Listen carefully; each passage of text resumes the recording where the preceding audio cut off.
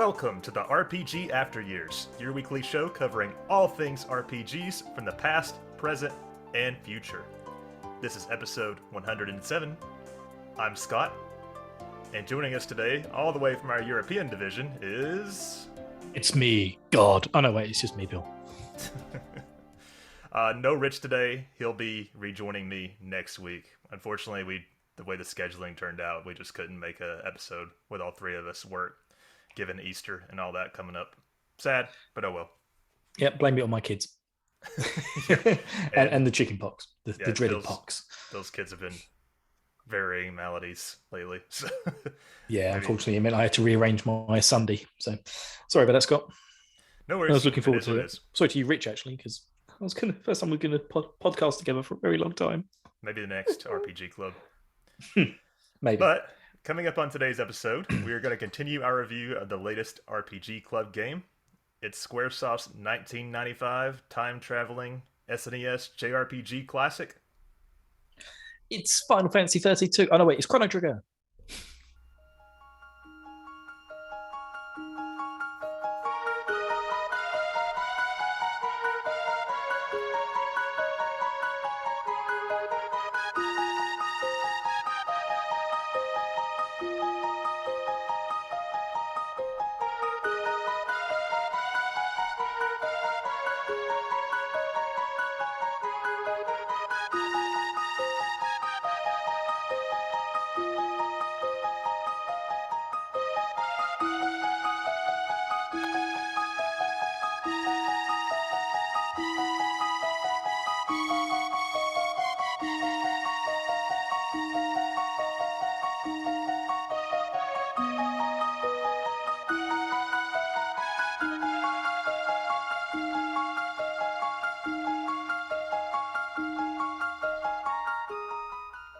Since this is a review episode, we won't be doing all of our normal segments.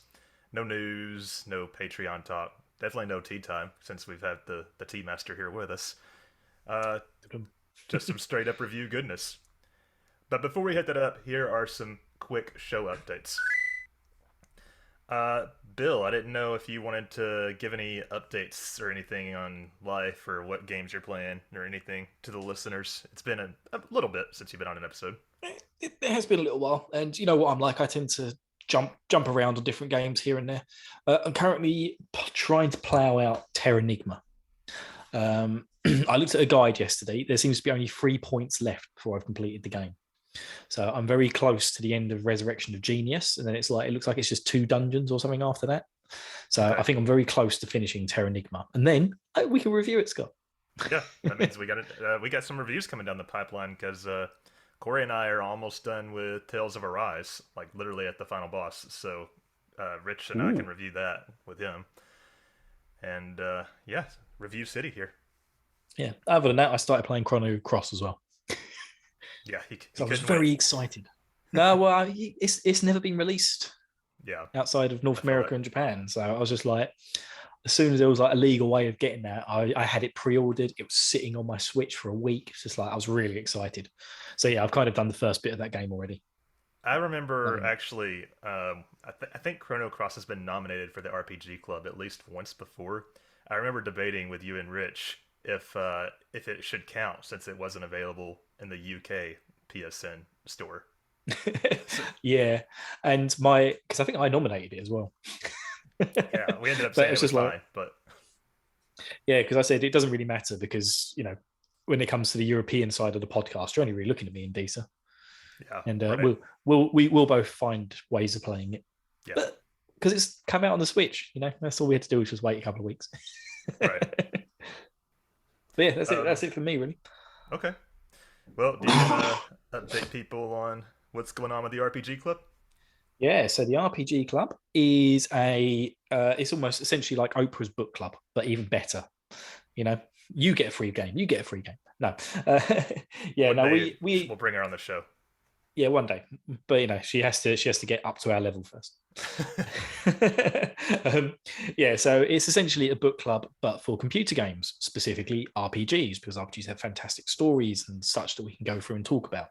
And all the club's games are always voted for and nominated by our lovely patrons. And yeah, at the moment we're between games, and I believe we're currently waiting for our final nominations to be given in for the next RPG Club.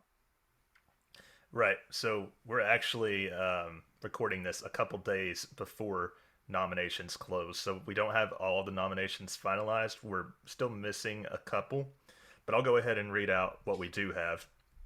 So Ben from Hyrule Podcasters. Casters. That's an excellent Zelda show. Check them out. He nominated Golden Sun. Bill nominated Vagrant Story. Corey Everyone vote Vagrant Story. Corey nominated Disco Elysium. Disa nominated Legend of Mana. Frost nominated Chrono Cross. JS nominated Final Fantasy VI. Gabaski nominated Fell Seal, Arbiter's Mark, which I don't know what that is. Kazlo nominated Breath of Fire 3. Lauren did Marvel's Guardians of the Galaxy. Mini BT was Dragon Quest 4. Rich was disqualified for missing checkpoints in the last club. Rob K did Final Fantasy 13, and I nominated Hades. So I'm only hoping we get one more nomination. We have some patrons that unfortunately have fallen off the face of the earth. But if you guys are listening, we love you. Still paying. You're still paying for this benefit. So. But yeah, so voting will begin on this Sunday, which I believe is the 10th. Sunday, April 10th, and it will close on Sunday, April 17th, and then the actual club, I believe, begins on Sunday, May 1st. So it'll be here before you know it. Just a reminder to everyone as well that if you do vote Vagrant Story, you will get a free taco. I mean, there's not really a game on here I would be upset about necessarily. I don't really know much about Legend of Mana. I kind of don't want FF6 just because I've played it before, and I've talked about this before, but I've kind of moved past the point in my life where I'm really into replaying games. So, but whatever wins. Indeed. So, do you want to talk about the Materia Lockdown? Yeah, we're currently in the middle of the Materia Lockdown. It has now started, and we're already halfway to our goal. Our fundraising goal. That's it. I can figure the word fundraising for some reason. We're already halfway there, so I'm very pleased with that. And yeah, we've got a good few people running. The Nuzlocke side of things has made it a lot more interesting. People running that. I'd love to add that into the bot somehow, so that people could restart their runs. Because I've already got 2 people asking to restart their runs because they died and failed. But yeah, the Nuzlocke makes it really interesting. But yeah, that runs until June 23rd, and you can go to www.materialockdown.com for more information, or find the bot on Twitter at FF7MLD. That's cool that it's cool that you guys have raised so much money already. And I saw in the Discord this morning they're talking about how the Nuzlocke can be applied to other Final Fantasies, so that'll be interesting to see how it pans out. Well, I've always been interested in extending the Materia Lockdown to other Final Fantasy games as well. So yeah, extending out Nuzlocke would be great. I love the idea. But yeah, and I hope as well at some point I will be doing I've got it all set up and ready to go. I just need to find time to do it. But I'm going to, on my other podcast, Bill's JRPG Trappings, I'm going to do a let's play of my lockdown run. So that'd be fun. I'll listen to that. Yeah, because I'm using a special mod where all the voice actors, all the characters are voice acted. So yes.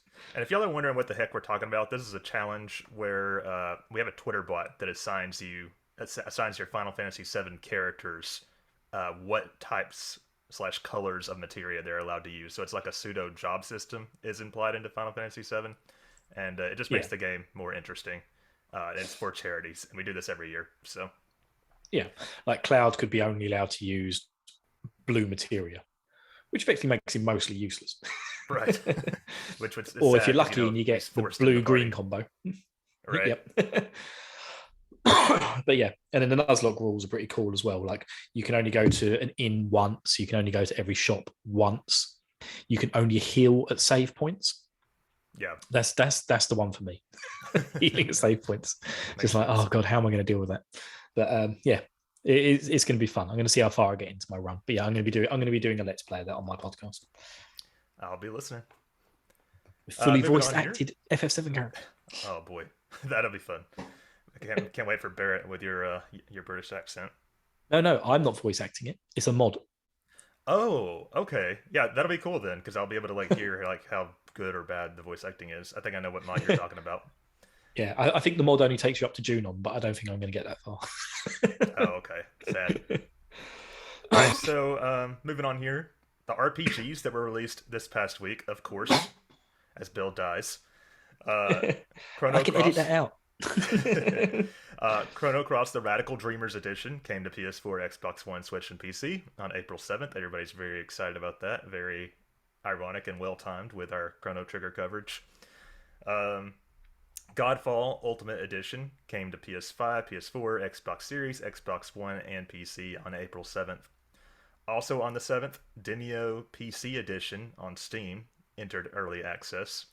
And 13 Sentinels Aegis Rim came to Switch on April 12th. And from everything I've heard, 13 Sentinels is apparently like a really good game. I want to play it one day. Yeah, I've heard of that one. Which means it must be all right. So upcoming releases this week, we've got the Iron Oath Path for PC coming April 19th, which is entering early access. Neptunia X Shogun Kagura Ninja Wars Switch coming April 19th, North America, and April 22nd in the EU. Oh, God, my chest. Chernobylite coming PS5 and Xbox Series, April 21st, and Uncharted coming Switch, Xbox Series, Xbox Series 1, and PC, April 21st. I don't know. Let's get on with the review. I saw all these games I can't pronounce. Right. So with all that out of the way, we are going to jump aboard the Epoch and blast through the nearest time portal back into our review. Woo! Okay, so last time, Rich and I covered the extensive development history of the game, took the entire episode.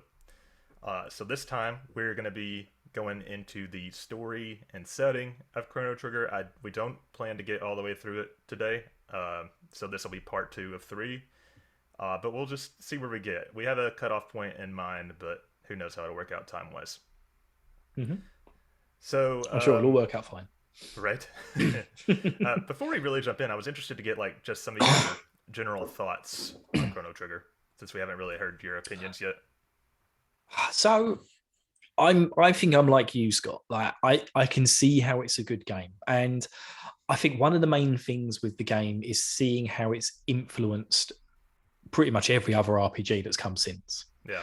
You can really see that. But one of the things that baffles me is the transitions between walking around on the overworld and then entering battles and it all being on the same screen.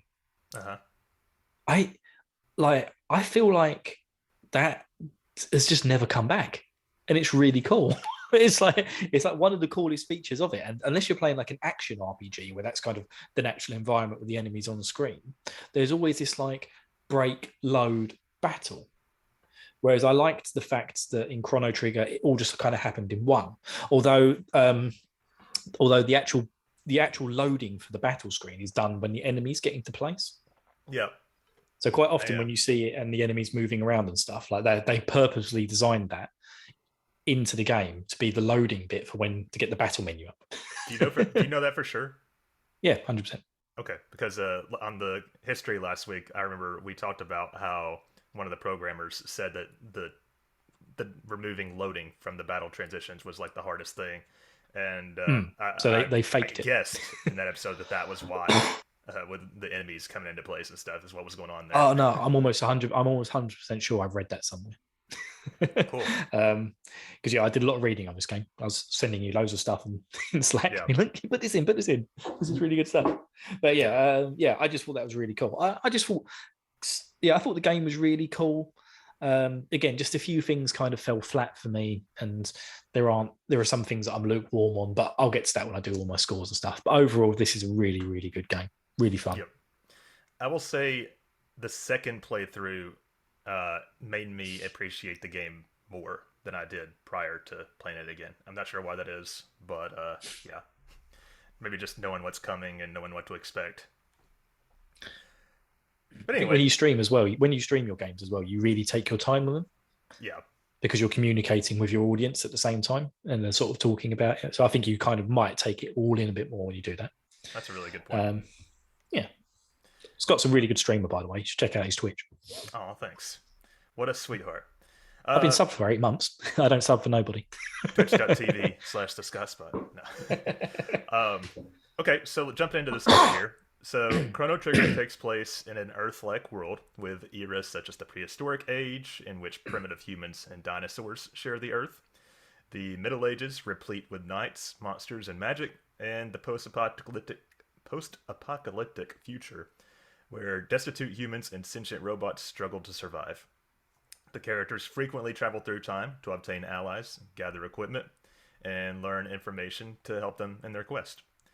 The party also gains access to an area called the End of Time, which is represented as the Year Infinity, which serves as a hub to travel back and forth to other time periods. The party eventually acquires a time machine vehicle known as the Wings of Time, nicknamed the Epoch. The default name can be changed. The vehicle is capable of time travel between any time period without first having to travel to the end of time. But the game starts in 1000 AD, which is the present and where our main character hails from. And Ooh, so, Chrono. yeah. Or Dave. What did you call yours, Scott? I just named mine Scott. You named yours Dave? No. Well, sorry, excuse me. No, I've got to the. You need to take a break I've got to or the, something? Right. Nah, it's all right. I'll just quickly. I'll edit this out, but I've just quickly hit my inhaler. Okay. I haven't been asthmatic for years, but when I do get badly chestly, it comes out. Gotcha. Yeah. So back in the game. 1, 2, 3. Edit. Yeah. So no, I just I wish I'd called it Dave. I've got to the point now where, because we end up reviewing all the games that I play, I make sure the characters have the default names. So Otherwise, especially with new games, I'll be like, yeah, because I imagine if I had played Terra Nigma and I'd called Ark Dave, yeah, I'd get to the review and I'd start researching and be like, who the hell's Ark? It's like, oh, he's the main character. I'd never remember that. I usually don't change the names unless it's not my first time as well. So yeah, so I always keep the names very vanilla, which is quite boring, but yeah. So I'll call him Dave for the review. How's that? I also have gotten to where if I'm streaming a game, I'll name the characters after people who were in chat at the time. So I think this playthrough, I named Robo Bill because you happened to be in chat at the time. So and I was going, name me after Robo. Yeah. name me. Me. Yeah. Yeah. So yeah, I just left it all. Oh no, actually, I renamed one character. Who's that? Magus. Did you name him? Janus? Janus. Yeah. Okay. I was just like, I'm going to forget what his real name is, so I'm going to rename him. This is totally random. I saw a photo of this dude standing in front of a bakery or something. It was called Janus Eatery, and it had the sign on the window outside, and he had it posed to where his head was blocking the J, so it said Anus Eatery, and he's like, I love this place. But you can't mention it's school kids in Florida. That's true, unfortunately. Oh, so dumb. Anyway, yes. So the actual game begins like every single RPG, especially Chrono Cross. Chrono Cross is the exact same opening. You just wake up in bed. Woken by your mother. Yep, woken by your mother. JRPG if it doesn't begin with getting woken up by your mom. Well, you can either be woken up by your mum, fall into a cave, or wake up with amnesia. Okay, those are the options. Yeah, those are the three, and they all have to end with having sex with a tree at some point. Yes, World Tree. Does Chrono Cross, does Surge have a mom, or? Yes, Surge does have a mum at times. Okay. Say no more. Well, it's an interdimensional game. Things are different in different places. But yeah, no, you kind of it's weird. It starts off with like this 5-minute sort of dream sequence thing that you have to play through, and Okay. then you get woken up by your mum, and the exact same thing as well. You can walk up to the windows and open the curtains. The best thing about either game. Yes, exactly. The best thing you can do in any of these games is open the curtains at the very beginning. But I think I mentioned that. I think I mentioned that before about the curtains and being like, it's such a nice touch. Like, especially with the SNES games, there's Hmm. not a lot of environmental interactions with RPGs, Right. but there's a lot of it in Chrono Trigger, and it's really nice little touches that just make this. And it's Square; they do it across all their games in these periods. That just kind of make them that extra little chef kiss.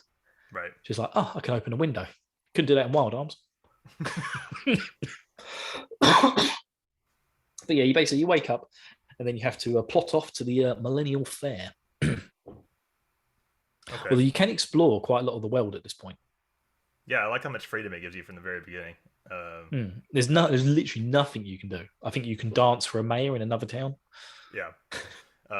You could. Is it this era, or do you have to wait until 600 AD to grind for the shelters in the forest? I don't know. I didn't do that. Okay, I think it Everyone might was be talking about it 600. and taking the mickey out of Disa for doing it, but I was just like, Literally 99. I've got no idea where she's getting these shelters from, but Oh, they're cheap in the shops, and I've already got 30 odd, and I'm not going to get through them all by the end of the game. I don't think I did either. right. So you can go and explore the neighboring kingdom and neighboring towns, but there's not really much you can do. As Bill said, you can grind a little bit in the forest if you want to get a head start on leveling, but it's not needed. No, I didn't bother. And then I just went straight into the fair and started playing all the mini games. I wanted to because I wanted to save up for that sword that you can buy off of Balthazar in the fair. Oh, you bought the sword. Okay. Yeah, I think it's a force sword, which is like I think you should be about 4 or 5 hours into the game before you should have something that powerful. But yeah, because I was playing it on my phone, and there was a fast forward button and a turbo button. I just stood at the drinking mini game and just held down A. Oh, that's nice. to grind out my silver points so that I can then sell it for Gil and then go and buy my special force sword. Yeah, because normally the But I fastest didn't. way is to just fight Gato over and over.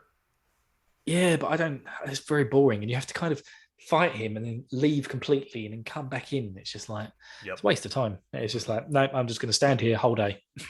Right. And Chrono's going to drink a lot of drinks. But I think you did quite a lot of more, didn't you? Like these are all things I've done in previous sort of mini playthroughs. Like Yeah.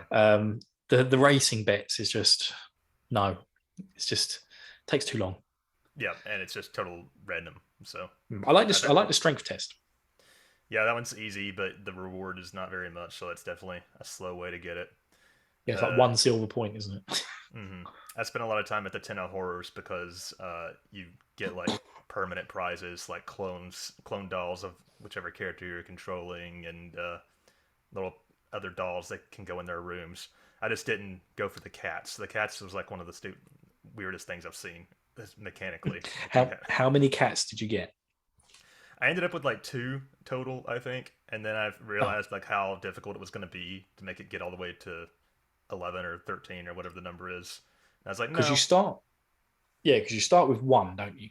yeah, And because I'm not going to be here for the second part when you talk about this, did two cats go through at the end with Chrono's mum? I think so. Yeah, I remember reading that somewhere that it's like depending on how many cats you get, depends on how many she chases out. That's It's right. just like I thought I'd like to see that, but all the videos I've seen of like the alternate endings, there's only one, and I was just Yeah. like, oh come on, I want to see one with like 20 cats. But I think it maxes out at 9, doesn't it, or something? Crazy. I don't know what the number is, but it's like 9 or 11 or something like that. Hmm. But it's a really fun opening to the game, like to just be like, here's a bunch of stuff to do. Go have fun with it, Yeah. because Wild Arms had a kind of fair as well, didn't it? But that was a little way into the game, Hmm. and then the apocalypse happened halfway through. Yeah. I remember the the first time I go. One of the reasons I was dreading replaying this game is for some reason I remembered the fair taking forever if you wanted to like actually do everything. It wasn't You as don't bad have, as I was remembering, yeah, but but you literally don't have to do anything either, can you? You could just walk straight up, go through the scene with Marl, and then go to the teleporters and just get into the next bit of the game. yeah. And last week we had in the development history, I think it was Cato said that I don't give details about things like this when I write it. If there's a fairground, I write there's a fairground, and then I let the designers or whatever put a bunch of mini games in there or whatever. I love that idea. It's just like, because you can imagine them being like, I want my game to be the best one. Then whoever Right. made that racing one, it's just like, it looks good on screen, but come on. Yeah. So other than the mini games, what actually happens at the fair? Yeah, so you walk up towards the what's the bell called? Is it Lean's The Bell? Lean's Bell, yeah, something like that. Yeah, Lean's Bell, and you bump into this gorgeous blonde hair or strawberry blonde haired girl, and her pendant falls on the floor. So you go pick up the pendant and you give it back to her because she's looking for it, and then she's just like, "Hey, you look cool," or something. You look like an RPG protagonist. I'm going to follow you around for a bit. You look like a redhead version of Goku. And yeah, so she decides to follow you and you take her around the fair. And there's a few little extra things you can do with her. Like you can get her some sweets from a shop. You can, I think Balthazar offers you some money to buy her pendant. Yeah. So it kind of adds a few extra little things into the fair as well. I Oh think yeah, it's and there's the thing Melchior where, that's here, not Balthazar. oh, is it Before Melchior? Sorry. before we get corrected by everybody. No, that's all right. So yeah, so you could do all those little bits, and then there's also the bit with the cat that you can return to the girl, and it's kind of these little things are key because they're things that you can do in the fair that you don't know are going to be relevant when you get to the next part of the game, Yeah. like eating that bit of lunch on the side, which you can easily do by complete accident. And Uh-huh. there's no things like, hey, look, someone's left their lunch here. Shall I eat it? It's like you push A and he eats it, and you think nothing of it in that moment. And I had forgotten about this mechanic. I remember the trial clearly. That's one of the highlights of the game, but I just forgotten Mm. that what you do here affects that. So, Yeah, so I got found guilty. Spoiler alert. But yeah. No, I got not guilty. I was pretty pleased with that, and we'll but talk about that more when we get there. only by one vote, Nice. I got. Yeah, but yeah, it's fun and it's really cool that they do that and they add those little bits in. Yeah, I agree. Again, like I say, it's just the nice little touches that Square put into these games. That's why they're also fondly remembered. Yeah. So anyway, once you've got Mile, you're supposed to go up to. I can't remember anyone's names. Luca. You're supposed to go up to Luca's time machine. Not, well, it's not a time machine. Teleportation device. And And Luca's like this considering, scientific genius girl who is like Chrono's best friend. yeah, because essentially this is like medieval looking place. Like I don't see a lot of electricity and stuff going around here. There's no like cars and things like that. And yet somehow Luke has invented a teleport, like a Star Trek style teleportation device, Yeah, and is testing it out at the local Millennium Fair. sounds So safe. yeah, yeah, it sounds really safe. So Chrono gets onto the teleportation device and it works perfectly. And then Marl gets on there and her pendant starts reacting. And then this huge portal opens up and sucks her in. And it's like, oh my God, what happened? And then Chrono, being the RPG protagonist, jumps in to try and save her. Yep. And Luca says she'll follow as soon as she figures out what went wrong. Mm-hmm. All right. Because she's a genius. So then you go through Windows Media Player 90s visualizer through time. It's like the most perfect screensaver, isn't it, for Windows 95? Yeah. And you end up in 600 AD, which is 400 Unless years you're ago. emulating the game, then you're just going to be stuck on that screen forever. Yep, that's the piracy controls here. You wake up. Well, you don't wake up. You end up in the True Scheme, which is like this really small dungeon area. With you start to get like a taste of battles for the first time. Um, you end up having to come through here all the time just to get to that portal. It kind of gets annoying. Yeah, But I'm so glad it was only like two screens because you yeah, can and you don't and there's only like one fight which is like scripted. yeah. You can miss, you can like run around all the other enemies. Yeah. So then you once you get out of the canyon, you can explore Truce, which is your hometown, except for in the past. You can go through the forest. Well, you have to go through the forest, and I actually made a note here that this is where you can grind the shelters. Very important to the story. um, And so you make your That way. poor little monster. Just to explain, shelter grinding is basically there's a monster hiding in a bush, and if you disturb the bush, he runs away. Is that right? And Mhm. drops a shelter, or do you have to fight him? You don't even have to fight him, I don't think. No, but so you get a free shelter, and the thing is that you can leave the area, go back to the world map, go back into the forest, and disturb the monster again and get another shelter. So essentially, if you do that over and over again, you can grind out 99 shelters. Right. But like I said, I think right at the beginning of the game, I bought like 15 or 20, something like that, and I think I ended the game with 32. And I Yeah. didn't buy any more after that. I just slowly picked them up from boxes and stuff. I was never in danger of running out either. Uh, and I should have mentioned that I think the reason you come through the forest, I think if you talk to the people in town, you learn that Queen Lean, who is the queen in this timeline, had been uh, had been kidnapped, but they had recently found her, and so Yes. you kind of like suppose that I wonder if that's related to Marl, who we're searching for. So you go to the castle. At first, you're not really welcomed because what the fuck are you doing in the castle? But then Queen Lean shows up, and surprise, it is Marl. She's disguised as a queen. Apparently, Marl is a dead ringer for the queen. Um, It ringeth love. right? Yes. Yeah.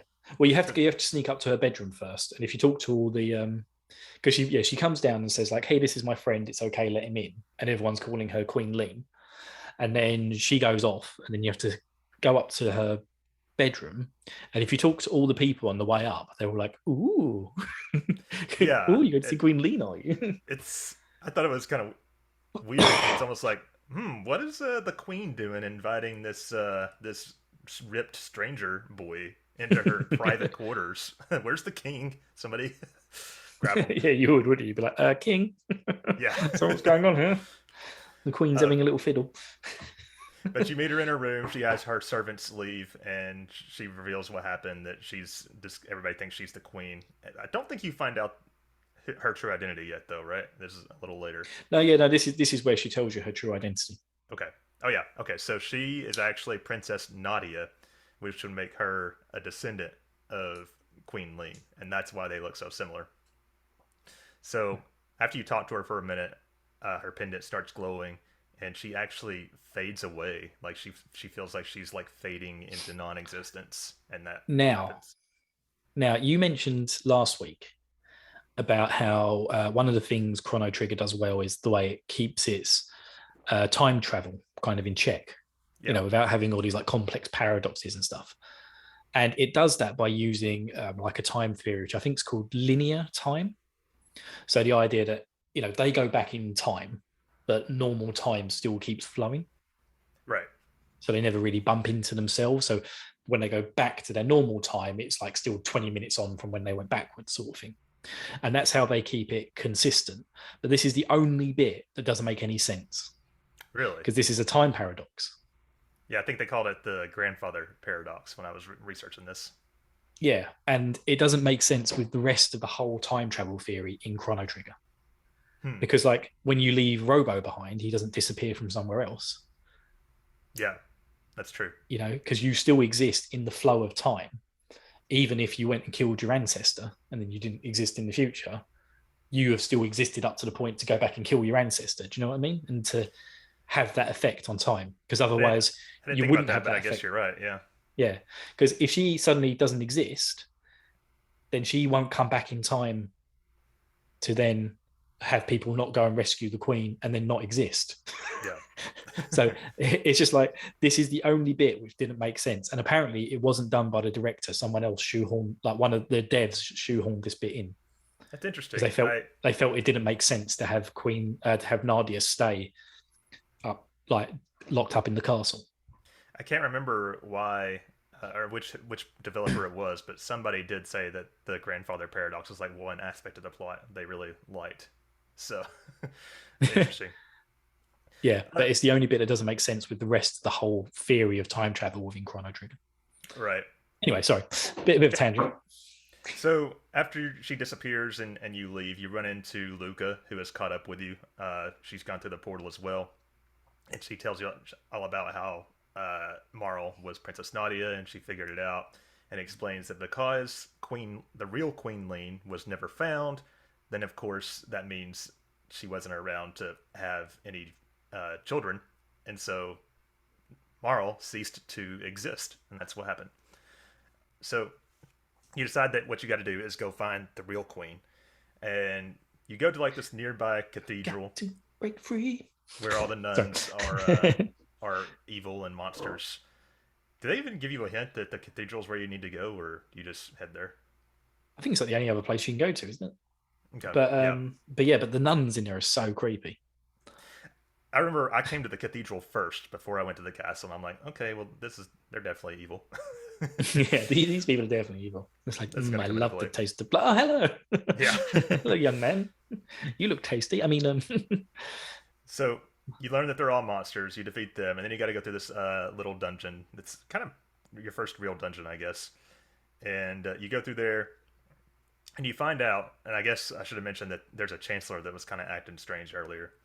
But you find out that the chancellor is actually a monster called Yakra that was posing as the chancellor, kind of fucking things up.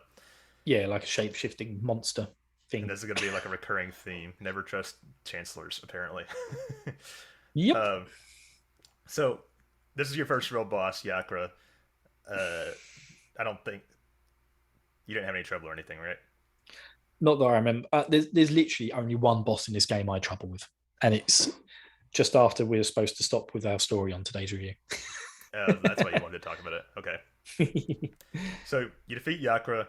You save Queen Lean. You could also open the chest here, which will reveal the real Chancellor in a chest, and so everything's good. You go back to the castle. Queen Lean thanks you. Oh, damn! I forgot to mention. You also meet Frog during this, right? Yeah, I was thinking, is this where we meet Frog? It's not as on this list. Yeah. But yeah, I'm pretty sure we meet Frog, and he comes in because he's like all about saving Queen Lean in 600 AD. That's like what he lives for. Right. So he's a knight. He is a humanoid frog. Lucas freaked out by him. Frog racism. And she's proper. Oh yeah, she's proper racist towards him, isn't she? Yeah, a little bit at the start. Yeah. Anyway. Oh yeah. Did we mention Luca coming back? Yeah, I did. Yeah, cool. Yeah. So yeah, she's just like, ooh, he's disgusting. I don't want to touch him or be near him. Just like, come on, Luca. So Frog is like this knight who speaks with like an old English intonation, and he helps you through all this, and he leaves at the end. And Queen Lean thanks you, and they're forever grateful. And then it's time to go back to your real time. So you go back to the canyon, and the three Chrono, Marl, and Luca return to 1000 AD. Yep, and we immediately get arrested. Yeah, like right away, straight to jail. Yeah, it is basically go home, don't go to home, go straight to jail. Do not pass go. And yeah, so we come back to 1000 AD again, and this is where the aforementioned trial happens. So the Chancellor busts in and accuses Chrono of kidnapping the princess. The princess goes, no, he didn't. And the Chancellor goes, no, he did. I've got all this evidence. We're going to take him to trial and we're going to hang him, or something along those lines. But he's just like absolutely hell-bent on executing Chrono for some really strange reason. Yeah. I'm not really sure why. But yeah, and then again, this, as me and Scott have already mentioned, this is where we have the big trial. It's like one of the famous bits of the game. And there's a fantastic YouTube video out there of it being like fully voice acted or voice operaed. It's great. Absolutely great. There's a Chrono Trigger musical project out there where they like did musical versions of a bunch of or most of the songs, I think. But yeah, the trial one is just absolutely amazing. So you should go check that out. It's definitely a part of the game that like stuck with me long after I beat it the first time. Like everybody remembers the trial. Everyone remembers the trial. And yeah, so you got guilty, right? Yeah, I think I can't remember what the ratio was, but I lost by at least 2 or 3 votes, I think. Oh, savage. Yeah, no, by 1 vote I managed to get not guilty. And it's kind of sad as well that it doesn't make a difference, the outcome. Yeah. You get like an extra item, right? Or something like that. I think so. I don't know. Because I really like the prison dungeon afterwards, because I like the fact that you could find different way rounds to crawl back to almost where you started, where there's a couple of chests in the cell next door. Because where else would you keep treasure other than in prison? Yeah. So no matter what you do, like if even if you are found not guilty, the chancellor tells the executioner that you were found guilty, or the warden. So Yeah, he takes you off to prison. Says he'll like saying, "Oh, we'll sort him out. We'll release him in the morning." Takes him to the warden. Says he was found guilty. Make sure he's executed before dawn. yeah, Like, all right, back down to jail. And then then you have to escape this prison, and it's quite a cool little dungeon. Like I said, you have to sort of go around, get your stuff. Do you have to get your stuff back? No, you I don't. can't Do you? remember. I don't think you do. That's that weird thing later on where you have to get your stuff back with Arla in charge. Yeah, Yeah. but Yeah, so you have to get out of this prison tower essentially, and it is a cool dungeon. There's a lot of fun things to sort of go around, see and do in here, you can go and through then eventually, windows and like climb in and out of cell windows and up and yeah. down So then the outside of the the tower. scenes constantly flicking around to being in the dungeon, which normally like dungeons, if that makes sense, aren't my favorite dungeons. Yeah, They're normally like grim and boring, and it's just like, yeah, you just try and get through it. It's like sewers, you know. God knows why there's so many sewer dungeons in games, but they're just so boring. but there's also the mechanic here where you can either break out of your prison at the beginning, or you could just wait for your 3-day execution time to come up. In which case you get taken almost to the end of the dungeon, and then Luca saves you basically. Then Yeah, if you want to get all the items, you have to like go backwards through the dungeon. It's kind of annoying. So I did both yeah. since I played a new game plus. Oh, I didn't realize that. I just broke out. Nice. That's cool. And then, yeah, when you get back up to the top where the executioner sits, he's passed out on the floor, and there's a note telling you about the next boss. Yeah, There's a note on the floor which literally tells you, he's indestructible because the head always keeps healing it. So make sure they don't kill the head first. So you put it together like, I should probably kill the head first. yeah. I've got an idea. And yeah, so you would fight on this great big wooden bridge, which is joining two different towers together, this huge dragon tank. And this is like one of the iconic fights of Chrono Trigger. And it's one of the few where it's like on a 2D plane as well. Yeah. Yeah. It's such a gorgeous scene. And yeah, it's quite a fun fight, but it's easy, take out the head first and then do its body and then whatever's left. I think, no, head, wheels, body, isn't it? Or something like that. I don't remember, honestly. It was so easy that it doesn't really stick with me. But my favorite bit was after you beat the tank and then it falls through the floor. It falls through the bridge and leaves a gap. The Chancellor comes out, and I can't remember how it happens, but him and like two guards fall into the gap and they form a bridge. Yeah. Like where they're holding each other's hands and feet, and you have to walk over them, and they like bend down as you walk over them. It's just like, I really like that. And yeah, like you said, I got all the way kind of almost out of the castle. And then I thought, I think I might have forgotten something. And I went back to check it. And I think whatever it was, I couldn't remember. And I had already picked it up. But I thought it was really funny when I got back and they were still there. Yeah. It's just like, hey, I did this 10 minutes ago. You guys are still... This is their life now. Yeah. You, Chancellor and Guard, you're going to be here for life. So you escape from the castle and the guards chase you into the portal, another time portal. But this one leads to a totally new timeline, which is 2300 AD, far into the future, which is Bill's favorite part of the game. I know. Oh, it's not. So just for reference, I have tried before this to play through Chrono Trigger about, I'd say 3 times before. And every time I've got to this part, and at some point during here, I've just given up. I've just stopped playing or just not come back to it. It's not giving up because it's hard. It's just, I've just got bored. I don't know. Like I said, I don't like dingy areas. I think it's the thing. That's the key. Don't like sewers, don't like prison cells, and I don't like post-apocalyptic future settings. Unless it's Fallout 3. That game's great. Very muted colors, and a lot of the music is also pretty, I don't know what the word is, but like bleak. I don't know. Very bleak. So the future era not for me. is destroyed. Like the humanity is barely holding on. Everything's ruined. Everyone's complaining they've got no food. Yeah, so it's like not a good situation. So you end up in the Tran Dome, and you figure out you're in the future. Luca and Marl are like how did this happen? How do we end up here? So you go to How Lab did we end up there? 16. Uh, Which time uh portal did we go through? oh, the one in the top right corner of the forest. Oh yeah, because we got chased out by the guards, didn't we? Right. Yeah. And we just happened across a different one. Yeah, sorry. I was trying to think because we didn't go back to the other one that we came from. Yeah, that's Right. it. We found a new one by complete sheer chance and then ended Yep. up in the future. Right, yep. So you go to Lab 16, and I forget why you come here, but it's another kind of Oh, dungeon. they tell so whatever in Taran Dome, the people there say there's people at Lab 16 and there's food down inside Lab 16. And so Okay. when you arrive, they say, yeah, apparently there's food down there, but there's too many like machineries and traps and we can't get through.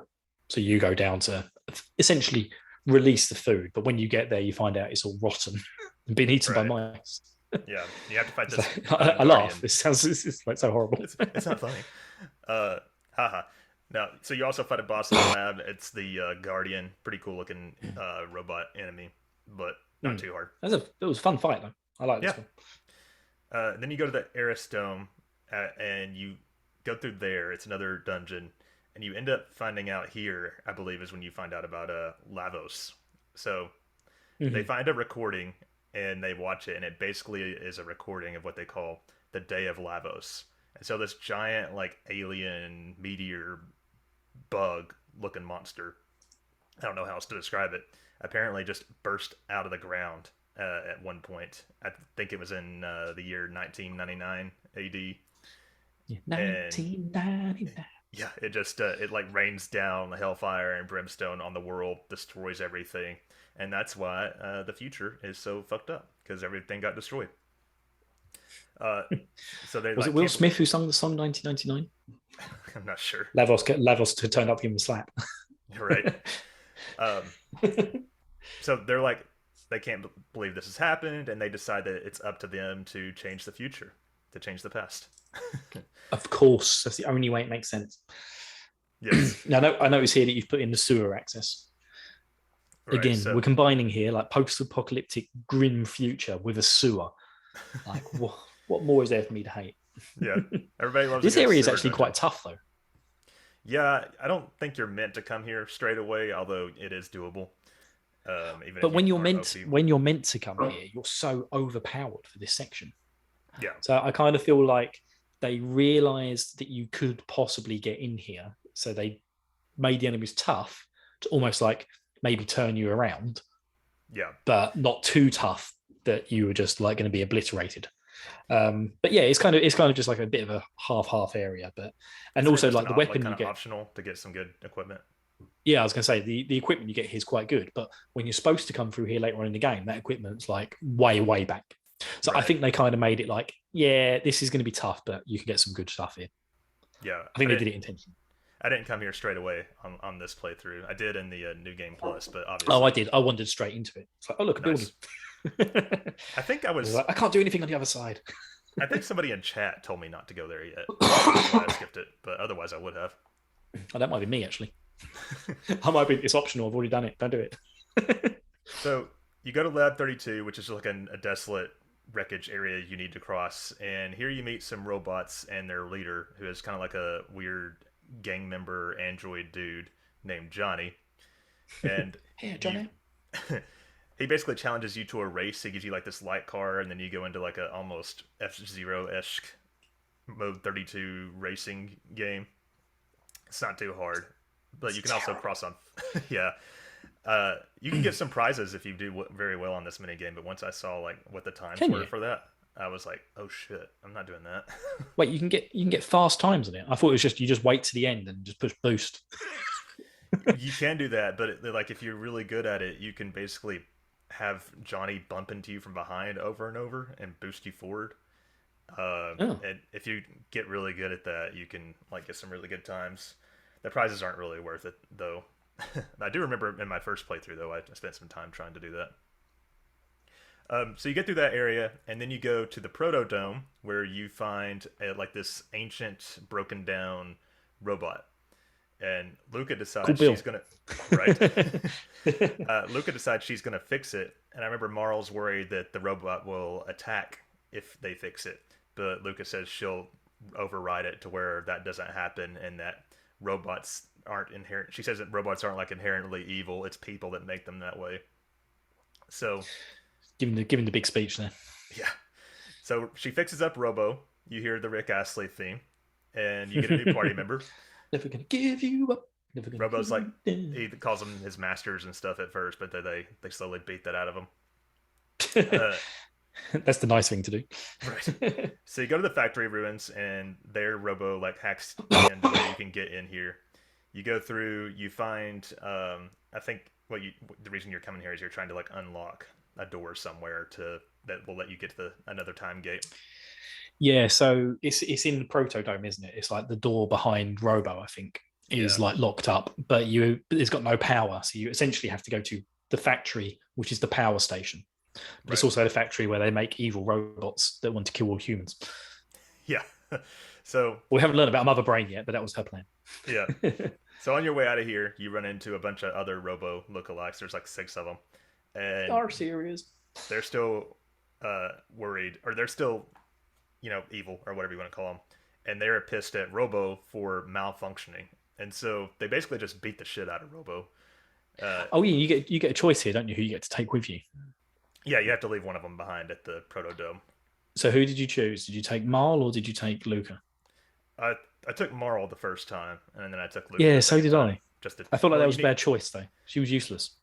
yeah, I didn't really I didn't realize at the time that Robo has healing stuff as well. So, and I Yeah, also same think here. I think Disa might have been in chat at the time, and I had named Marl after Disa, so I just took her.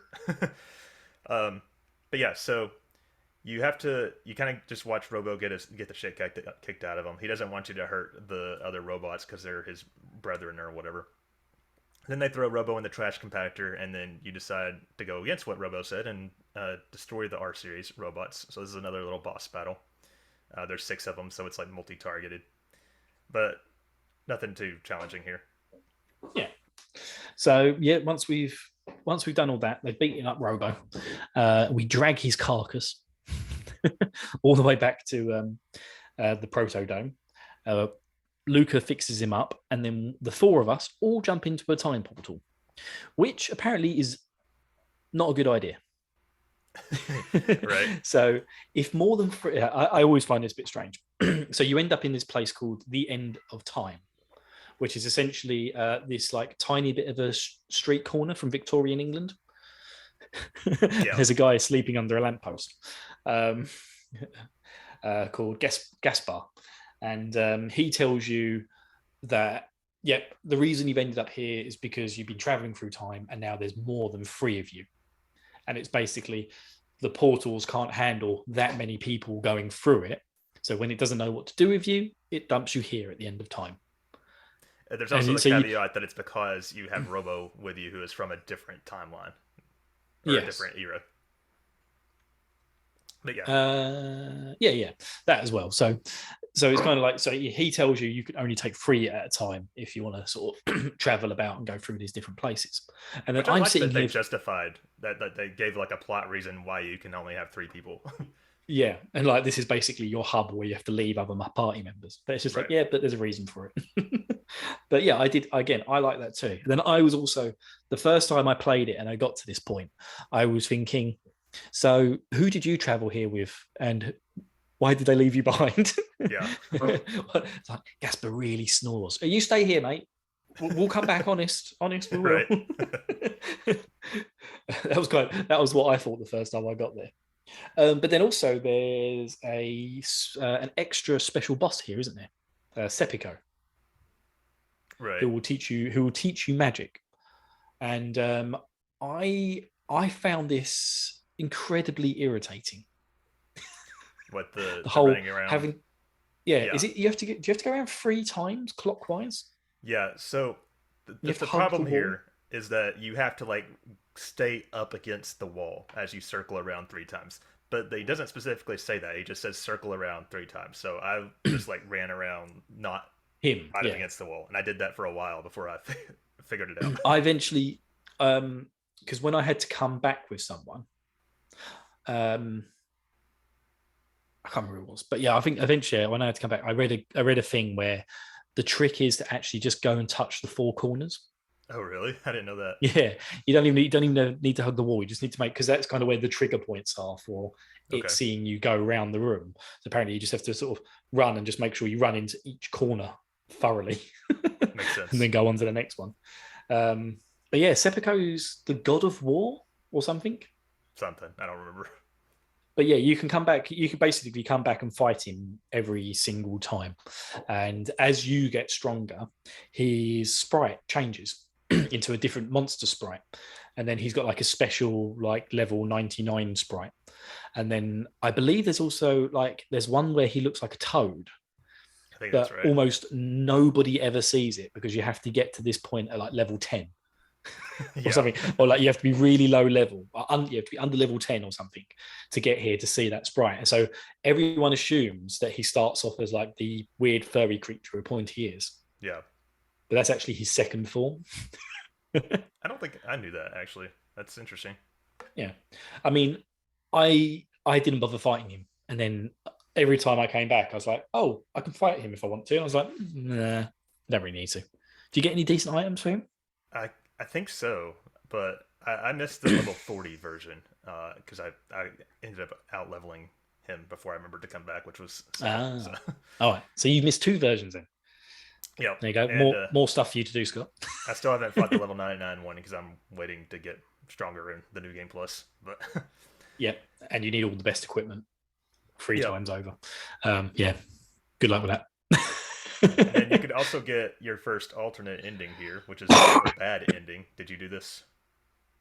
No. I never, because this was a normal run through, so I didn't bother doing any extra fighting of Lavos. But I assume this is because you can fight him and you'll definitely die if you're not on New Game Plus. Right. Yeah. And So you can teleport straight to the Day of Lavos from the end of time, and then go ahead and start the final boss fight. Of course, at this point in the game, unless you're in New Game Plus, you have no chance. Although I got through like the first few phases, I was surprised. But then, yeah, but then you're getting into boss phases that are beyond you, right? Exactly. later on in the game. But then after that, there's like a long scene, not a long scene, a scene of people in the various domes, like watching as Lavos emerges, and you see like the commander of humanity get blown up, and Lavos rain down fire, and that's basically it. And then it says the future refused to change. All that stuff. Yeah. But it's not the first time you can fight Lavos, but I think you can only activate the other ones on a New Game Plus, can't you? Yeah, I think that's right. This is like the only alternate ending you can get really in this first playthrough, In a first playthrough, yeah. Other than the various permutations of the real ending. Yeah, because you can trigger one right at the beginning, can't you? When when the first time portal opens up in the Millennium Fair. Yeah, I think so. And then that's the one where you get the dev ending, I think. Right, which is really interesting. But I'll talk about that when Rich and I get to the alternate endings, I guess. But yeah, so we're going to take a quick break, and when we come back, we will continue going over the story here.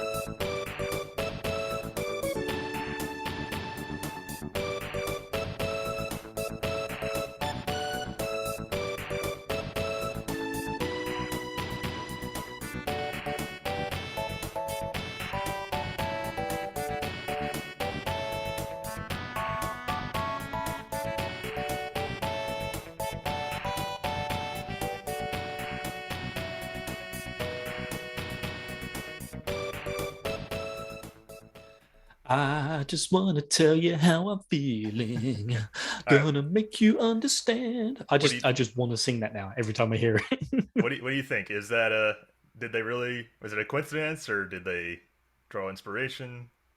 um, it depends who did Robo's thing, if Okay, that makes sense. I'm not don't want to put the man down, but Uematsu, I recognize a lot of his songs in other music and I'm pretty stuff sure that this one come was Mitsuda. before. Pardon? I'm pretty Oh, sure you think this it was song was Masuda? yeah. Yeah, because probably, but yeah, definitely with Uematsu. I recognize a lot of his sounds in other music, especially classical music. I don't listen to a lot of classical music, but sometimes I hear it and I'm like, that sounds like a Final Fantasy song. And I'm like, oh my God, it is. Yeah, That's exactly the same as the theme from, yeah, like Montoya's Cave and stuff. And it's like, right. Matsu, you plagiarist. So after you Anyway. leave the end of time, you end up back in 1000 AD, but in a different Mhm. area. So we'll let Bill talk about what happens Yeah, so you next. end up kind of on another, is it like another mini continent? It is, isn't it? Yeah. Yeah, because you have to get the boat back later.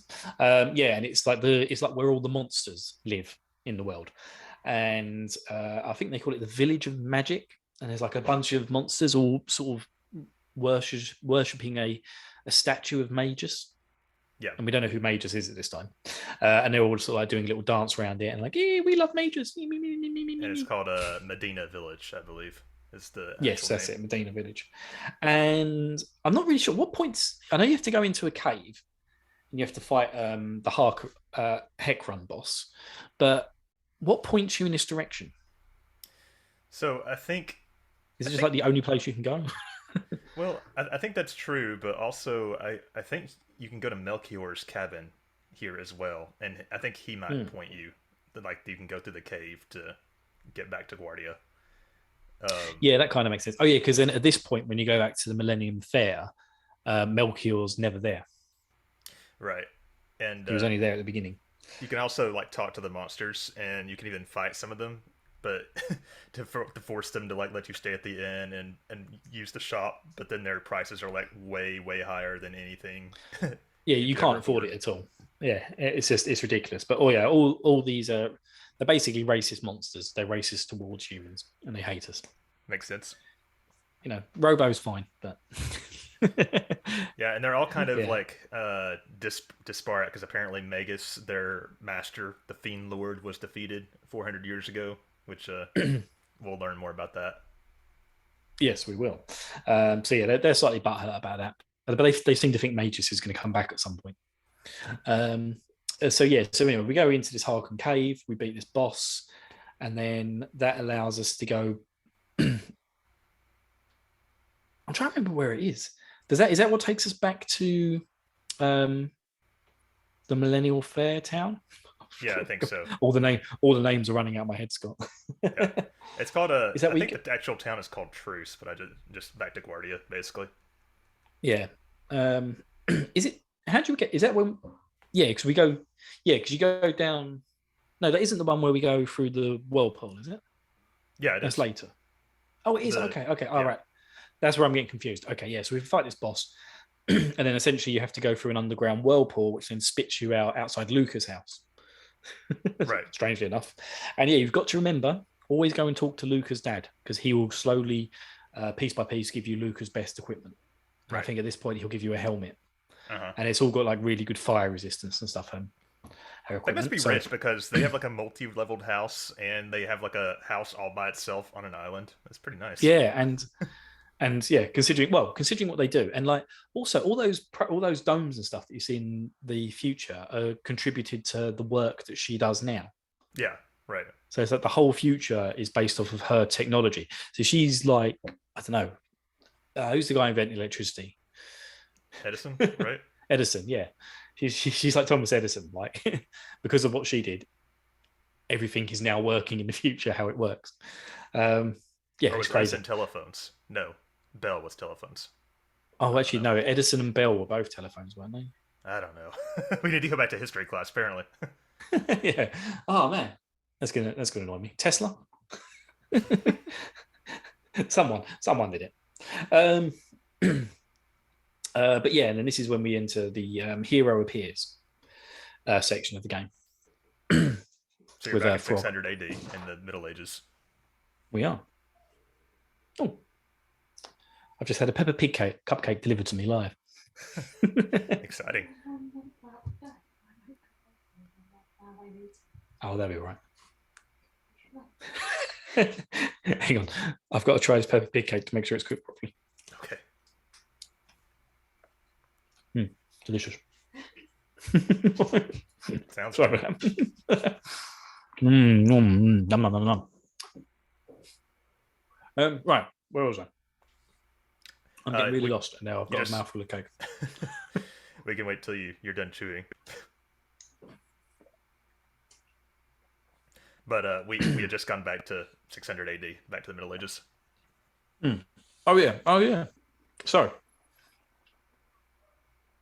Yeah, so we go back to the Middle Ages, and we find out that Magus and his army of monsters are actually mounting an offensive at the bridge, trying to attack the land and the castle. And so we go over there. And what's the name of the guard that we meet? Is it Cyrus? I think it's just Commander. So. Oh, just Commander. Okay. So yeah, we meet the commander of the army, and he says, "Yeah, we need to retake this bridge, otherwise it's all over." And so we go to the end of the bridge, and then this monster turns up. Is it Ozzy who throws him at you? Yeah, this is where you meet Ozzy. This is where we meet Ozzy Osbourne for the first time. So he bites the head of a bat and then throws this. He throws his boss Zombor at you. And again, this is quite an iconic boss fight from Chrono Trigger. He's kind of got two halves, and you have to beat the top half first. Is that right, or the bottom half? I think if you defeat one half, then the other half gets like way stronger. And so if you don't like kind of damage them evenly, you're gonna have a bad time. To where like the other one's almost dead when you kill the first one. I didn't know that. I think I kind of evened it out a bit at first, and I think I just went for the legs. Then I end up with this like floating top thing, like kicking the crap out of me. So Zombor actually defeated me the first time because I didn't know about that. So I just focused on one part at a time. You died in this game? Yeah, more than once. not often, but just I say that there's a boss coming up, which I won't get to talk about, who killed me several times. Probably 12 times I reckon I died against that boss. But that was the only boss I died against. Anyway. And then we defeat Zombor, and then we go through and we find first of all, we walk around the town, don't we? And we find out about the hero medal. And apparently some kids found or been given the hero medal, and it's supposed to be the hero of ages. And it's just like, but when you talk to the people of town, it's like the kid who's apparently Tata, who's picked it up, is known for being a bit of a brat. Yeah. And a bit of a dick. And his dad's just like, I'm so proud. I never thought my son would do something like this. And yeah, so we find out all this sort of weird subplot with the hero. I think that's even why we head south, wasn't it? Because we were told the hero is south. We need him to help defeat the monsters. I think so. And it's just this little snot-nosed kid. And then, so we go to the Cursed Woods, which is where we find Frog hiding out. So we haven't seen Frog since we rescued the Queen. And I don't know why is Frog so mopey at this point? Well, I guess... Is it because he feels like he failed to defend Queen Lean? Oh, yeah, because she died.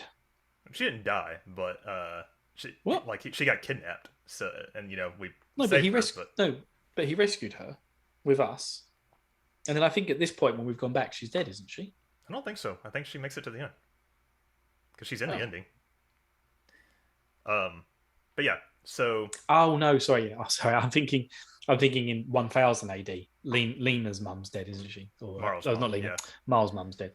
Nadia. I'm anyway.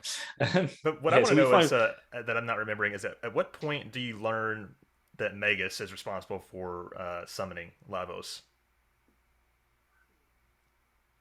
Because it's around here, isn't it? Yeah, we must have discovered it already. Oh well. Anyway, continue.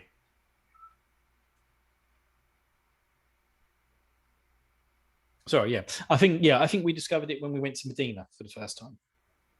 That makes sense. because they were talking about it 400 years ago. And then I think they said someone said to us like something happened in 600 AD with Lavos, Right. and we kind of put two and two together. You know, oh, it must be Magus doing this. Yeah. And then we speak to Frog, and then he gives us a little bit of backstory on his history with Magus. And is this where we find out that Magus actually turned him into a frog? I think you do get like the first half of his backstory here, which is what you just said. There's the whole thing with him joining the army with his mate Cyrus, them two becoming basically like Cyrus becomes like the head of the army and like the chief protector of the queen, because Frog's a bit more of a rogue, but then Cyrus is always like, so the whole kingdom looks to Cyrus as this big hero, but Cyrus always looks to Frog as being the better of the two. Right. And that kind of makes sense. So they have this weird relationship between each other. When I played through this time, I kind of read Cyrus and Glenn as a little queer coded, but oh yeah, definitely. I got that feeling as well, to be honest with you. I thought, are these two in a relationship? Yeah. You know, I know like the translation for this was like written in a day, but right. So could have been misconstrued. But it did feel like they were in a bit of a relationship together. But then on the second playthrough, or my New Game Plus, I kind of read it as being more of like a mentor apprentice who ended up just becoming like best friends. But then somebody in my chat, I forget who, said that that's one thing they like about the game is a lot can be left up to interpretation, and you can kind of draw your own conclusions. But I think that comes from the Rust translation. They're making the frogs gay, okay? All the frogs are gay in the world. This is a thing. Yep. I think frogs can change their sex, can't they? Or some species can. I don't think it's frogs, but yeah. Anyway, welcome to the Natural History podcast with Scott and Bill. I was going to say Bill and Scott. That sounds really strange. Yeah. So anyway, we have to basically. Frog complains that he would need like a better sword to kill or fight Magus. So he needs something called the Masamune sword. And so we get a hint that it's in the Dondera Mountains. So we head there. And there we actually, at the top of the mountains, find the boss Masa and Mune. Which are posing as like these two little kids. Yeah. But they're actually the physical form of the Masamune sword. So you have to fight and beat these two kids, and then they form into one big boss called Masamune. And then once you fight him, they give you like a broken blade of the Masamune. And you have to go back to Frog, who's got the hilt of the blade. Right. And he's like, oh, but it's broken. You can't do anything with it because it needs a special way of repairing it. So we're just like, okay. The only weapons expert we know is back in 1000 AD, which is Melchior. So we head back to the future to Melchior, and he tells us that actually we need something called Dreamstone to repair it, which apparently is this big red rock, but it hasn't been seen around for many, many years. And just so happens, sitting at the end of time is a portal to a place called 65 million BC, many, many years ago. Right. That's like literally it. That portal's been there since we got to the first time we got to the end of time. And then this is the point where someone just says, oh, you need this rock, but it's from long, long ago. Yeah. So, guess I know where I'm going. I didn't even realize until the New Game Plus that you could go there early. So of course you would have to fight the super strong dinos and probably get your ass kicked. But yeah, definitely. Because they were pretty tough when I got there the first time. Should also probably mention that when you first go to the mountains, Tata runs off and you learn that it was all a ruse, and apparently Frog just dropped the hero's badge at some point. Oh yeah, no, he drops it when he gets turned into a frog, doesn't he? Because we've seen the scene where Magus kills Cyrus, and then Glenn doesn't run away quick enough, despite the fact Cyrus telling him to. And then Magus turns Glenn into a frog as he's falling off the side of the cliff. And he kind of hits the water below, and then you see the medal wash away down the stream. Oh, yeah. So we assume that Tartar picks it up at that point. Gotcha. Okay. But yeah, it's funny because like when later on when you can get Magus in your party, he hasn't got a frog spell. That's a really good point. I was looking Uh, forward to that. I was being like, I'm going to turn everything into a frog. well, that's just the, It's the just like, trope, right? Where anytime somebody joins your character that was formerly a boss fight, they're way weaker. Um, yeah, I know. It's just like, what? What's going on? I know in You Tales know, of Arise, there's one boss that you fight that joins your party afterward, and in that boss fight, he has like 1,000,000 HP, and your characters usually just have a few thousand. So I'm like, he better still have 1,000,000 HP when he joins the party. it's like, no, he's got one. You have to level Yeah. him up. It's like Um, they got to the point where they level 99. You beat them, so they reset back to one. right. Yeah. But yeah, I So was disappointed by that. yeah, in 65 million BC, you kind of fall through the portal and you immediately get attacked by this race of like reptile dinosaur creatures called the Reptites. And then this mysterious, well, not really mysterious, this cave woman with like long flowing blonde hair, who we'll come to know as Ayla, shows up, and she basically like beats the crap out of all the Reptites, and she's basically like this really strong, really in your face character. She values other people's strength, and she ends up taking a liking to Chrono in the party because she sees them as strong. And so you invite. She says that she has some Dreamstone, and she invites you back to her village. And there's like another pretty like little famous sequence here, where you have like this party around the campfire. If Marl's with you, you can dance around the fire with her. If Luca's with you, Luca gets like freaking wasted. She does. um, and so you can also have like this drinking competition with I can't remember. Do they call it fire water or is it something else? But anyway, it's like Um, I don't remember them calling it anything. I think it was just let's have a drink. yeah, it's a So this drinking special fruit competition juice. between Chrono and Ayla for the Dream Stone, and it's like you just mash A as fast as you can, but they're literally just like drinking out of these huge bowls straight into their mouths. It's funny. Um, but then the next morning you wake up and you have everybody has hangovers, but you find out that the gate key, which is the item that you need to travel through time, has been stolen. And so I you am go the wake gatekeeper.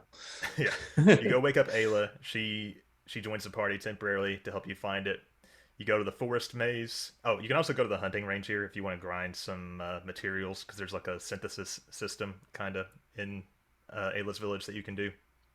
Get some good equipment early.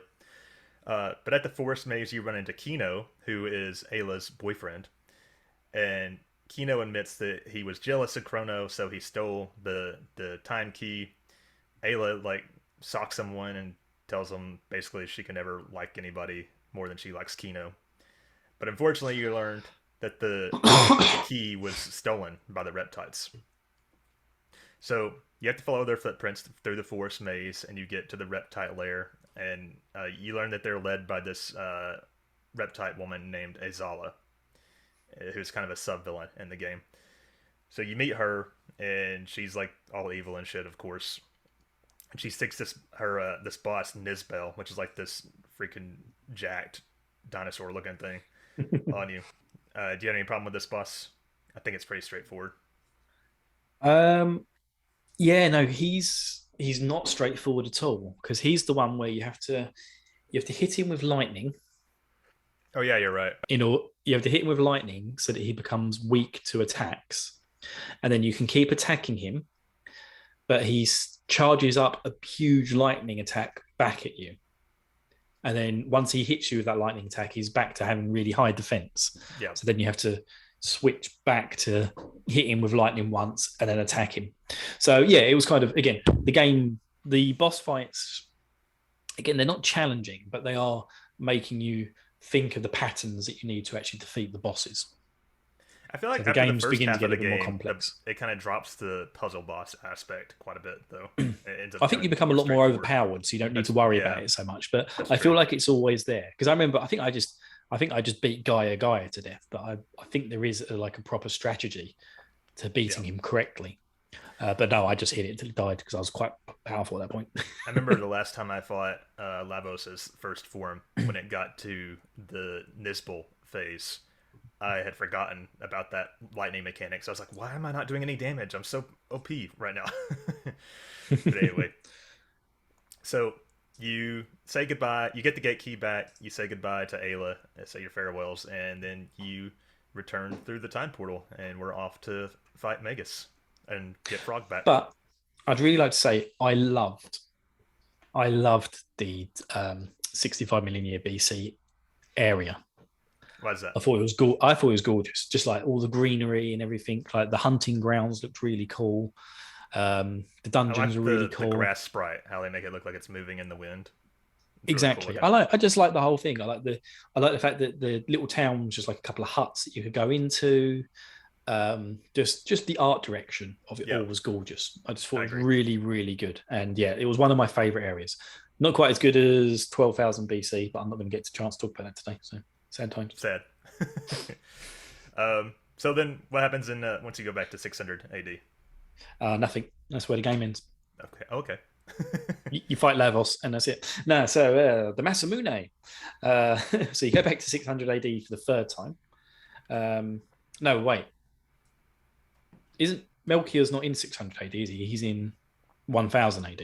That's right. All right. So yeah. So I think you have to go to 1000 AD first to get Melchior to forge the sword, and Luca helps him. Well, I mean, she did for me anyway. Or Robo, if Luca's not with you. Okay. Yeah, so you get them to help reforge, and then you take the sword to Frog, who's just like, you give me a cool sword? Yeah, I'll definitely join you. This is where you get the second half of his backstory, but I think we already went over that. Yeah, same here. And then Tartar kind of gets redeemed a little bit as well, doesn't he? I think so, yeah. Yeah, like he's definitely not the hero, but I think we kind of leave him in a good state. And then, the whole Masamune quest was like the only part of the game story where I felt like it was starting to get a little fetch questy. Same here. Yeah, the whole thing really flows nicely from like story beat to story beat. But yeah, the Masamune was just like we had to go to 3 different locations to do one thing, which is fine. Like it's almost like it would have been a cool sub quest to do later in the game. Yeah. But they threw it in here, and it's just like, right, okay, so I have to speak to Frog, I have to get the broken sword, get the hilt, go to Melchior, go to 6000 BC, go back to Melchior, go back to Frog. You've got that clear line of fetch questing to get back to where you started, and him go, okay, I'll join you. I feel like it could have been like done with like one less step or something like that. But well, it could have been like you met Frog in the cave, and you were like, hey, you guys help me save Queen Lee, and I'll join you. Yeah, there you go. Hey, I've heard of this really cool sword. I mean, you still need the Masamune to get to Magus. So, but yeah, so and then also to get to Magus's castle, we have to go through the magic cave, which apparently goes under the ocean and comes out on an island where Magus has built an enormous bloody castle. Mm-hmm. And what I will say is that approaching the castle, how gorgeous is that scene? Where you've got like the lightning crackle, you're looking at like almost like a 2D image of it coming, or like the castle from the sky, and it pans down, looking at the whole thing. Really, chef kiss, gorgeous direction there going on. And let's not forget either the sequence where Frog splits open the cliff with the Masamune. Oh yeah, I forgot about that. Yeah, because you get to the magic cave. It's like, oh, there's nothing here, and like Frog just kind of has like a moment to himself. Frog does this a lot as well. He'll just suddenly go into like inner monologue style. Yeah. It's like, but am I good enough to avenge Cyrus? Can I honor his memory? It's just like everyone else is standing around and going like, what's the frog doing? Yeah. He stopped. He just suddenly jumps in the air, slashes the mountain, and it splits in half, making the cave for us to go in. And if you're playing most versions of the game, it's also an anime scene. Which, is it? Speaking of which, the first anime scene beyond the opening is when you meet Ayla, which is you're so far into the game at that point. I was surprised. I thought that the anime scenes would be just the opening and ending, but anyway. But yeah, so so Frog cracks open the gate. You reach the castle. Amazing direction going on here. You enter the castle, and it's kind of, again, it's a cool dungeon. There's some nice little features with having to flip some switches and go up some chains and stuff. It's pretty cool. You mean essentially doppelgangers of characters and other characters important to your characters. Yeah, there's some weird stuff and some cool stuff going on, but they're trying to make it kind of very Castlevania, Transylvania-esque. Yeah. they're trying to set up Magus to be some sort of like vampiric villain, Mm-hmm. which is cool. It's a cool And dungeon for sure. and he's got some nice henchmen with him. He's got Slash from the Red Hot Chili Peppers. He's got Flea, no Slash from Guns N' Roses, Yeah. Flea from Red Hot Chili Peppers, and of course Ozzy Osbourne from Black Sabbath. Yep. And the first two bosses are pretty straightforward, but you gotta go through this like chase through the dungeon and like avoiding traps and shit. It's like a almost comic relief boss trying to get to Ozzy. Yeah, Ozzy is definitely supposed to be the comic relief boss in this game. Yeah. And then he eventually, when you get to him, turns into like a big crystal. He gets like frozen or something, right?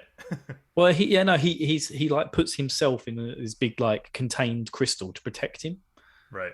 and then he does it, protects himself, and then you attack a switch behind him, and he falls through the floor Yeah. into that's right. infinity. And then you get to fight Magus. And this was, again, it was really cool. When you get to that bit, you go right down into the, I think you go down into the basement or up to the roof of the car. Oh no, you go up, you're going up, aren't you? You're climbing his tower, essentially. You get to the top room and it's completely dark. The candles light up one at a time, make the big ring, and then you see him standing there. You got that stained And then glass sprite work in the background. It looks really cool. Yeah, and then he goes, "What have you guys arrived? I'm about to serve Lavos. This is really bad timing." And you're like, "Yeah, you dick." Yeah, right. Don't summon Lavos. And yeah, but he's got his own reasons for summoning Lavos, which we don't quite get to find out at this moment. Right. And it's a cool fight too. Like, it's got like a unique boss battle theme that it's a banger.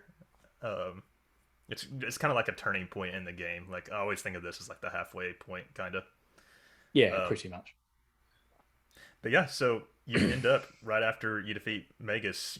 You get. I don't think you get a revelation necessarily, but you do learn like before you get transported back in time that he wasn't actually trying to like revive Lavos or anything. But you don't get to find out more about that just yet. Yeah, so he had ulterior motives to bringing Lavos forward Right. to 600 AD, but we don't really know why. It's kind of all a bit of mystery, but we just get spat out in 65 million BC. Right. And so that's where we're going to cut off our coverage of the story today. But I know you wanted to bring up the Golem twins, which is like one of the next bosses you fight. Did you want to talk about them real quick? Well, yeah, we got a couple more areas yet, but yeah, the Golem.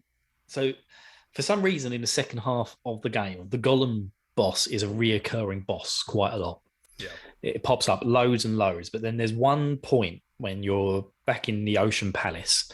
The second time you go to 12,000 BC, which again we haven't got to talk about.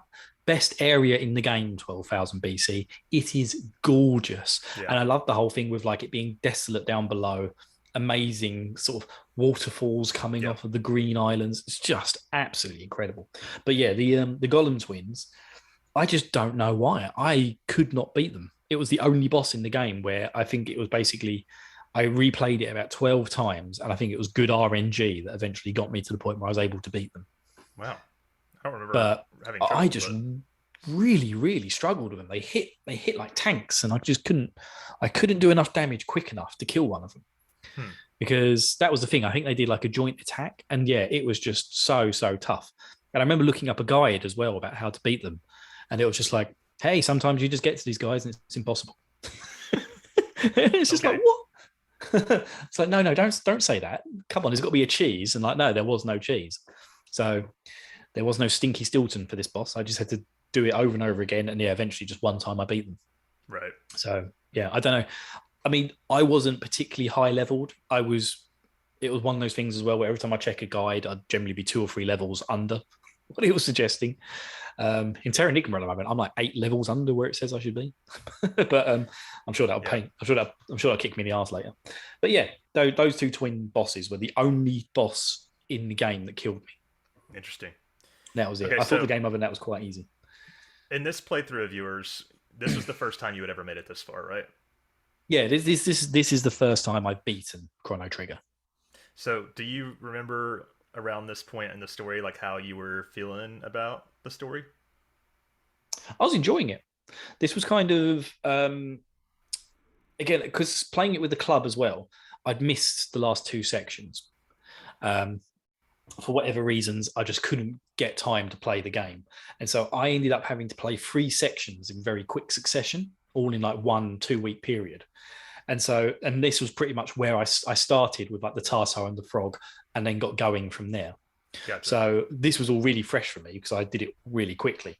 But it was really the story points. Again, like I say, once you got past the Tartar and the frog and doing the Masamune sword, everything started to flow really nicely again. And it really brought me back into the game. And at that point, I couldn't put it down. So like this whole thing happened. I had this fight with Magus. I got sent back in time. Magus seemed really pissed off for some reason, like beyond the point of the fact I just come on and kicked his ass. He seemed to have an ulterior motive that wasn't summoning Lavos to destroy the world. And you end up back in 65 million BC with Ayla. And it's just like, I was just going, what's next? What's next? I have to keep playing. And yeah, even once I got to the point where I caught up with the checkpoint, there was like 1 day until the next checkpoint started. I was just like, I just want to play it. Yeah, I'll agree with you. From here on, like the rest of the game is just a roller coaster from like big tentpole moment to the next. But yeah, like I remember, I think when I first played the game, once I'd gotten to the part where you fight Magus, I was like, okay, I'm into this now. Like you've got me. I'm here till the end. And I felt that way this time too. Yeah, I think that's the first point where the game really like bites its teeth into you.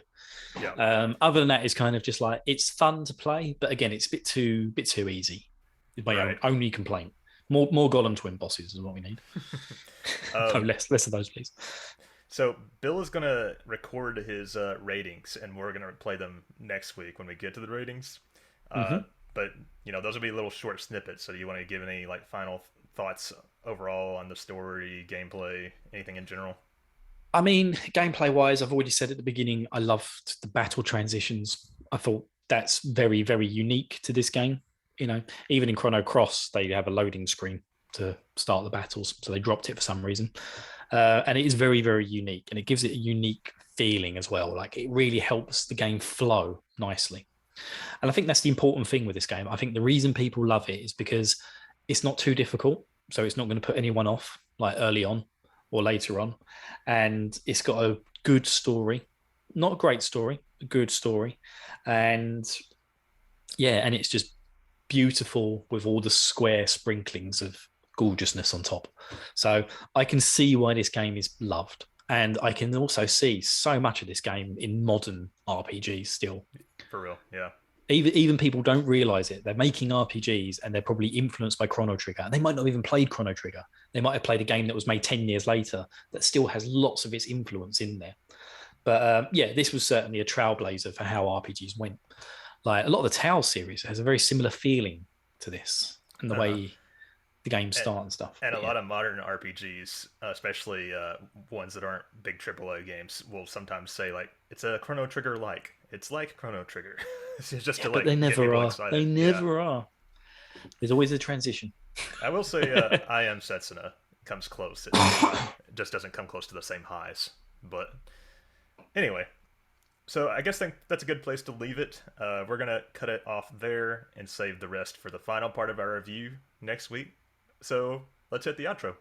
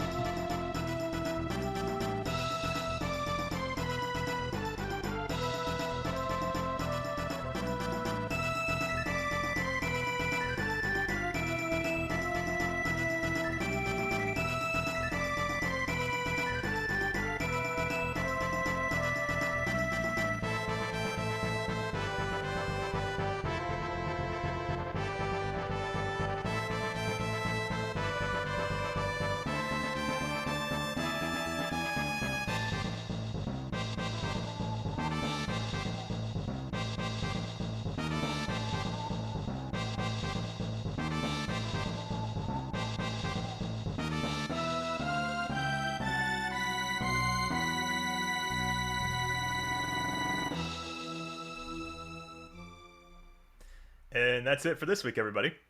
Thank you, Bill, for joining me this week. And, you're welcome to have it was a pleasure for you to see me. Of course. And you're I told everybody this, or I talked to Bill before the episode. He's in a t-shirt. His hair is all messed up. Usually, I'm used to seeing him in like almost a suit and all prim and proper. So it was kind of it was different. Yeah, I went swimming earlier, so I'm not in my normal work attire. But as for next week, we are going to do the Chrono Trigger review part 3. It'll be me and Rich. I'm going to cover the rest of the story. We're going to talk about the gameplay some more. And we will be doing our final rating, so you'll get to hear our actual scores for the game. And of course, we'll also read all of your listener feedback. So get it in. Send it to us on Twitter and on the Discord. I need to do that right after this, actually. And Instagram. Yeah. Brian, I need to solicit that. So I will. What about the RPG Club? One more reminder. Yeah. So again, the RPG Club, we get to play fantastic games like Chrono Trigger. But currently, we are between games. So the current game, there isn't one. We don't have a checkpoint, and we don't have a due date. But we are voting. When this comes out, voting on the games will conclude on Sunday, the April 17th. And then the club will begin on the 1st of May. Looking forward to it. Yeah. Launch into our plugs. Mm-hmm. So first thing to plug is Vagrant Story, free tacos if you vote for it. And also you can rate and review us on your favorite podcasting apps such as iTunes and give us a 5-star. You can't give a review, but you can give a star rating on Spotify. They really help promote the show. And you can also, there are loads of ways, but rating and reviewing us is really important for the algorithm and getting us out there to more people to enjoy the show like you are currently, hopefully enjoying the show. We appreciate it. We also have a Patreon. There's lots of great benefits on there. You can get access to the episodes sometimes days early. You get ad-free episodes. There's a backlog of extra reviews on there of non-RPGs. And then you can also get access to the nominations and voting process of the RPG Club game. And so be sure to get on that. Like, nominations are over, but you could still vote if you so choose. Want to sign up right now. That's all over at Patreon. Please do. That's all over at patreon.com/RPG Afteryears. You can also catch us on Twitch, streaming every Sunday, usually at 9 a.m. Eastern Time. We stream the episode recordings live. If it's a Sunday episode, usually if it's just Bill and me, we pass. But that's at twitch.tv/RPG Afteryears. And as Bill mentioned earlier, I also stream to Twitch. And if you want to catch me streaming my New Game Plus run of Chrono Trigger, that's ongoing. So I'd appreciate that. Look, just it's really find me good at the Scott Spot. Thanks. You can also email the show at RPG, rpgafteryears@gmail.com. You can also come and join us in our Discord community, which is a wonderful community. We are always in there talking about various different RPG series, games, news, everything. It's a really, really fun, safe place for most people. Except Frost. We're allowed to give Frost loads of shit. Yeah. So come join us there. You can find it in the show notes, and it's on our pinned tweet on Twitter. You can reach out to the show on Twitter. We're at RPG Years. If you want to find me on Twitter, I'm at the Scott Spot. And I'm at Metanica, METUNNICA. And that's going to be it for episode 107. Join us next week for episode 108, in which we will finish off this review. But for now, we're off through yet another time portal and into a new age. Until then, I'm Scott. And I'm going to time travel to an age where I'm not sick. I'm Bill. Wishing the best for you, buddy. Thank you, everybody, for listening to the RPG Afteryears. Bye. Bye. Love you all.